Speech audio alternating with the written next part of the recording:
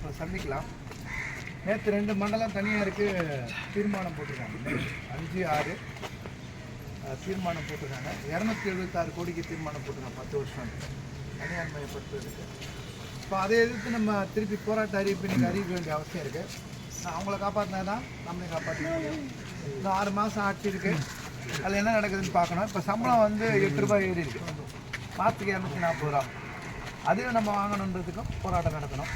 பெண்களுக்கு தனியான கழிப்பறையோ இல்லை உடை மாற்றக்கூடிய அறையோ இல்லை எல்லா மண்டலங்களையும். அதுவும் கொண்டு வரத்துக்கு நம்ம போராட வேண்டிய அவசியம் இருக்குது. நம்ம பணியிந்திர வழக்கெல்லாம் கோர்ட்டுக்கு அனுப்ப மாட்டேன்றாங்க.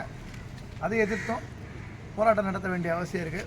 இது வரைக்கும் கஷ்டப்பட்டு போராடி தான் தக்க வச்சு நிற்க வச்சுருக்கோம். ஈஸியாலாம் நடக்கலை. நம்மளை வெளியே அனுப்பணும் கடுமையாக முயற்சி பண்ணுறாங்க. தொடர்ந்து 7வது மண்டல தோழர்கள், அதுவும் குறிப்பாக பெண் தொழிலாளர்கள், நீங்கள் தான் போராட்டத்தை முன்னணிக்கணும். சாயங்காலம் வாங்க, உங்களை சந்திக்கிறோம். காலையிலேருந்தே குடியேற்றின்னு தான் இருக்கேன். 5:30 மணிலேருந்து இன்னும் போய் ஏற்ற போகிறோம். ஓகே, உங்களை சாயங்காலம் சந்திக்கிறோம். நன்றி.